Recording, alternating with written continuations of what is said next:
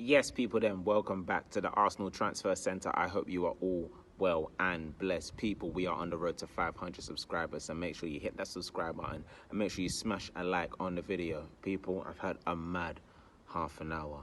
I was literally hit by a car, whilst clipped by a car off my bike. I am fine, all is well. Very, very grateful for life right now. That's all I will say. That is all I will say, and that's why I'm just happy enough to be giving you this video right now. So you know what, let's get straight into it, because I didn't do a video yesterday and I'll explain that at the end of the video.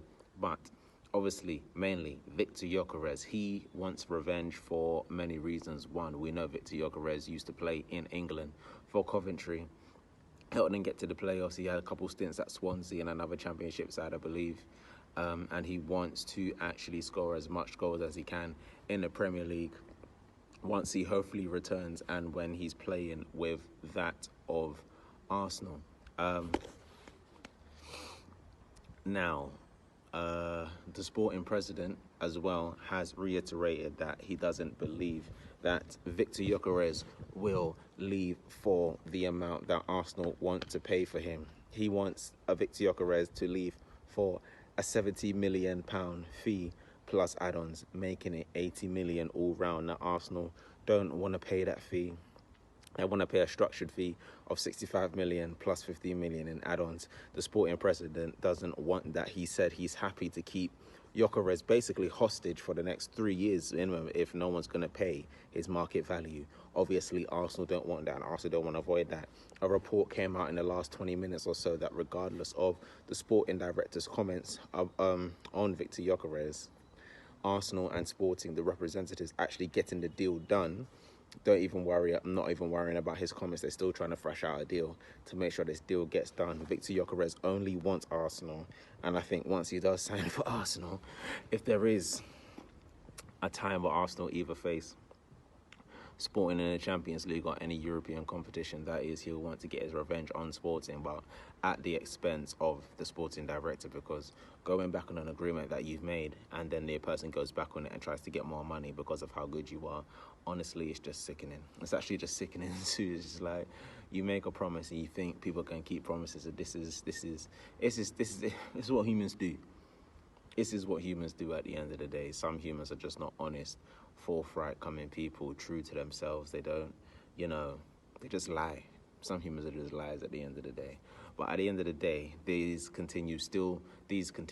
talks still continue behind the scenes, absolutely. And Victor Gyokeres is Arsenal's #1 target for the striking position, and Arsenal is Victor Gyokeres' #1 target to join in his next club from Sporting Lisbon. We will also move on and we will talk about Eminem, and I don't mean Eminem the rapper, I mean Eminem in Mosquera and Madueke. Now, Madueke, we know Madueke has flown back to London to complete his medical and transfer to the Arsenal. He left on Friday afternoon or Saturday morning, I believe. No, I think Friday afternoon he left the Chelsea camp in America to join Arsenal. And Mosquera, the Chelsea manager, had a few words to say and just basically said no one forced him to leave. We were happy with Madueke here, but he decided to leave in the end.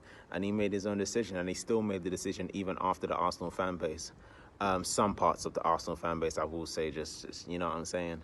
Abuse is not fun, but he still wants to come to the Arsenal and likes the project. And Mikel Arteta definitely really wanted this player, and he's happy he's got his man. So we're just going to see how this transfer develops. Like Kai Havertz, didn't understand it in the first place of the transfer, but we'll just see what happens.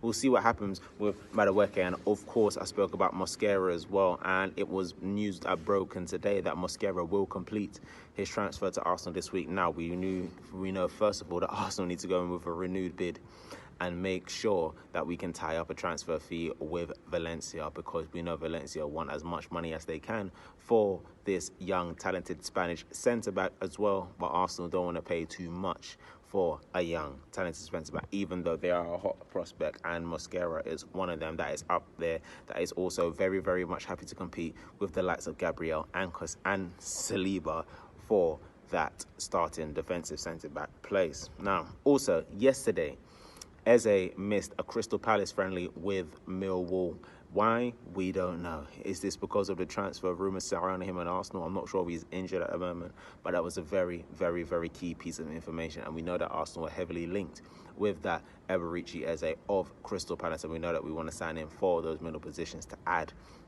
competition to the likes of Odegaard and another potential 8 that we may have coming in as well. One person I keep forgetting about when I speak about transfers is Marino. Where's Marino going to play next season? Because if we get a Gyokeres, he's not going up front. He's got to go in the midfield somewhere, but his position hasn't been as strong in the midfield, so we'll see what happens with that of Mikel Marino next season as well. Also, news just breaking recently that Leandro Trossard is attracting interest from Bayern Munich. Bayern Munich are definitely monitoring Leandro Trossard, because if their deal for Luis Diaz falls through, then they will target that Leandro Trossard of Arsenal. This could be a good deal for Leandro Trossard, absolutely. Look, if you just heard some breathing in the background, it's because of him. That's it. If you heard some breathing background, it's just because of him. That's it. But yes, Leandro Trossard is linked to that Bayern Munich team in Germany. I don't know why I said it like that. Absolutely. I'm just thinking about everything right now. I'm just, like I said, grateful to be alive right now. Absolutely. But yes, and last but not least, we know that news broke. Oh, well, if you've been following me on the Transfer Centre, we've already known that Arsenal have already agreed contracts. This was broken by Steve K with the contracts of Saliba, Gabriel, Skelly, Wanyeri, and Saka. I brought that news article to you from Steve K a month ago. Now, Arsenal are said to be close to closing Wanyeri's deal for the future for the Arsenal. Game time has been discussed. Amount of money's been discussed, everything's been discussed, and now Arsenal are very optimistic of closing that deal for Ethan Wanyeri. So people, that is it for the Arsenal Transfer Centre today. I'm going to get this dog walked, then I want to get back home and just rest in bed. My knee hurts a little bit, but I'm okay. I got a little graze there, but we are all good people. Now the question is, will Arsenal be all good? Will they be able to get the players in that they want? They didn't speak about Rodrigo, but apparently, last thing I will say is that Xabi Alonso has basically been given a lot of control over the Real Madrid team, and he can bench and play whoever he wants, apparently, and the Real Madrid hierarchy won't get involved with his decisions.